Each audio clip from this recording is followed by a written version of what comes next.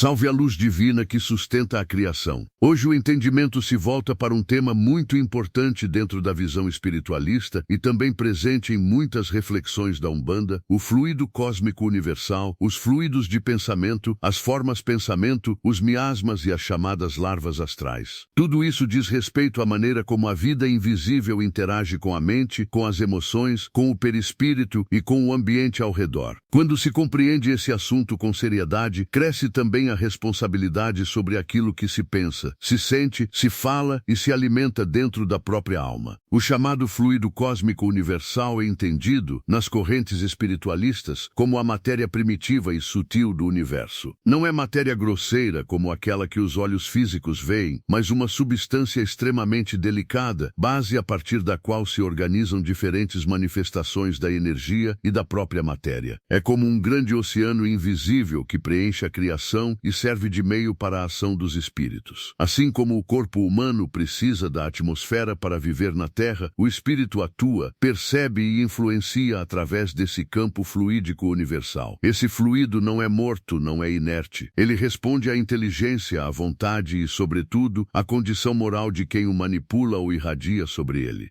Na prática espiritual, isso ajuda a entender por que uma casa pode parecer leve ou pesada, por que um terreiro bem firmado irradia paz, e por que certas pessoas aliviam o coração apenas com a presença, enquanto outras, mesmo em silêncio, espalham perturbação. Tudo está mergulhado em trocas fluídicas, guias espirituais, entidades de luz, médiuns, consulentes, ambientes, objetos ritualísticos e até a natureza participam dessas permutas sutis. Na Umbanda, quando há passe, descarrego, firmeza, oração, ponto cantado, defumação ou banho energético, existe também um trabalho de reorganização desses fluidos, refinando o que está denso e harmonizando o que foi desordenado. Dentro dessa dinâmica entram os fluidos de pensamento. O pensamento não é apenas uma abstração vazia. Pensar é emitir, sentir é colorir essa emissão, querer é dar direção. A mente age sobre o fluido universal e projeta formas correspondentes ao conteúdo mental e emocional do ser. Um pensamento de fé, de caridade, de coragem e de perdão produz emanações mais leves, mais luminosas e organizadoras. Já o pensamento repetido de medo, inveja, cólera, malícia, orgulho ou desespero gera correntes mais pesadas, densas e perturbadoras. Isso vale tanto para encarnados quanto para desencarnados, porque a lei de afinidade vibratória não cessa com a morte do corpo. Quando essas emissões mentais ganham consistência, surgem as formas pensamento. Elas são criações fluídicas moldadas pela repetição e pela intensidade da vida interior. Não são meras figuras poéticas. São estruturas energéticas plasmadas pela mente que carregam intenção, emoção e direção. Uma forma pensamento pode envolver uma pessoa, permanecer em um cômodo, aderir a um grupo ou se fortalecer em ambientes de conflito constante. Em locais onde há oração sincera, disciplina espiritual e caridade, as formas pensamento tendem a ser mais elevadas e protetoras. Em locais marcados por violência verbal, vício, sensualismo desequilibrado, rancor ou desespero prolongado, essas formas se tornam opacas e opressivas, influenciando o humor, o sono, a disposição e até a clareza mental. Muitas vezes a pessoa diz: sem motivo aparente entrei em um lugar e senti angústia, ou então cheguei em determinado ambiente e me senti acolhido, fortalecido, em paz. Nem tudo é imaginação. Existem atmosferas fluídicas construídas ao longo do tempo. Cada pensamento insistente deixa marca. Cada emoção alimentada diariamente colabora para a formação do clima espiritual de uma casa, de um trabalho, de uma família e até de uma comunidade inteira. Por isso, a vigilância ensinada pelas tradições espirituais não é um exagero, é uma necessidade de higiene invisível. Quando formas mentais negativas se acumulam, sem correção pela oração, pela caridade, pelo arrependimento sincero e pela renovação de conduta, os fluidos ao redor vão se corrompendo. É aí que se fala em miasmas. Os miasmas são como uma poluição espiritual. São emanações doentias, condensações pesadas, verdadeira sujeira fluídica que contamina o ambiente psíquico e repercute no perispírito. A pessoa pode começar a sentir cansaço constante, irritação sem causa clara,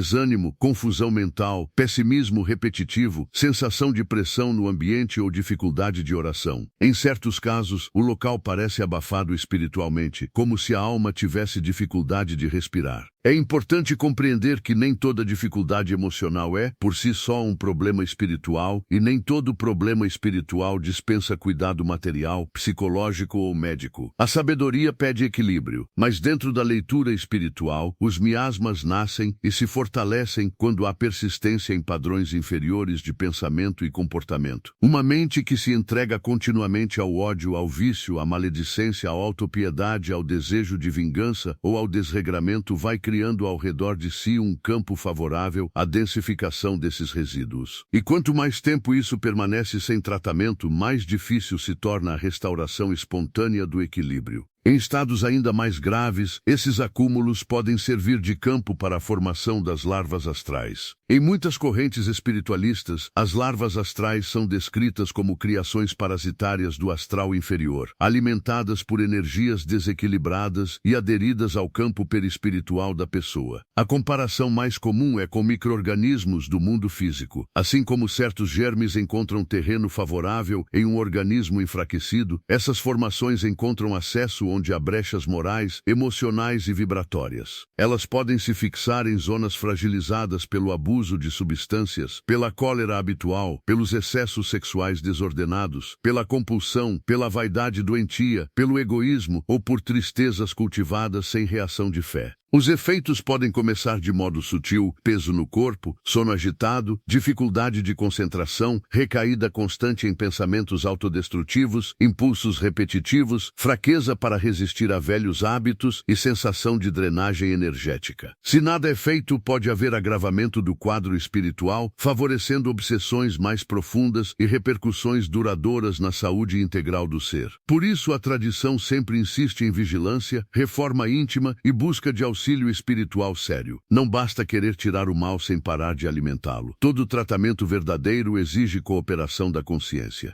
Na Umbanda, o enfrentamento dessas condições acontece por diversos caminhos de limpeza e reequilíbrio. Há trabalhos de descarrego, passes, defumações, banhos de ervas, pontos cantados, firmezas, orações e orientações dadas pelas entidades em consulta. Pretos velhos, caboclos, exus guardiões, baianos, herês e outras linhas de trabalho podem atuar, conforme a necessidade e a lei maior, na quebra de cargas densas, no afastamento de influências inferiores e na reorganização do campo vibratório. Mas é preciso lembrar, o terreiro limpa, orienta, socorre e fortalece, porém a manutenção da luz depende da conduta diária. Quem sai da gira e volta a cultivar o mesmo lamaçal mental, abre novamente a porta para as mesmas perturbações. A proteção real se firma na higiene mental e moral. Pensar bem não significa negar a dor, mas escolher não fazer morada no lodo da negatividade. Orar é importante. Vigiar o que se consome mentalmente também. Cuidar das palavras, das companhias, dos ambientes frequentados, dos impulsos alimentados em segredo. Tudo isso compõe defesa espiritual. A caridade tem força especial, porque rompe o egoísmo e eleva a vibração. Onde há serviço sincero no bem, o campo da alma se clareia.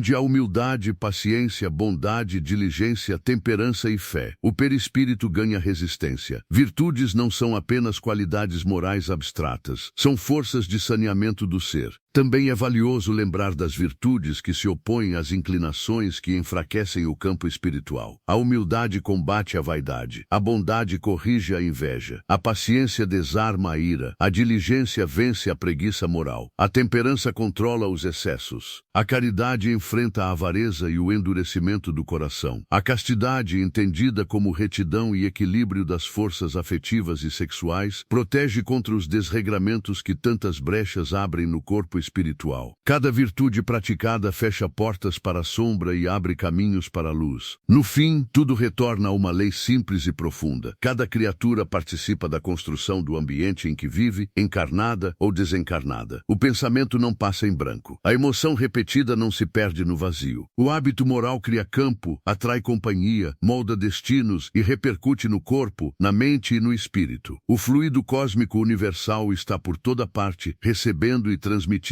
as impressões da vida. Por isso, elevar-se é também aprender a plasmar melhor aquilo que se lança no mundo invisível. Que cada dia seja ocasião de limpeza interior, de oração sentida, de pensamento disciplinado e de ação no bem. Que os orixás, os guias de luz e a misericórdia divina amparem os corações na tarefa de purificar os próprios fluidos, dissolver formas inferiores, vencer miasmas e romper toda a aderência astral que não esteja de acordo com a lei do amor, da justiça e da caridade. Porque onde a consciência se ilumina, a sombra perde alimento. E onde a alma escolhe o bem com perseverança, a luz encontra morada.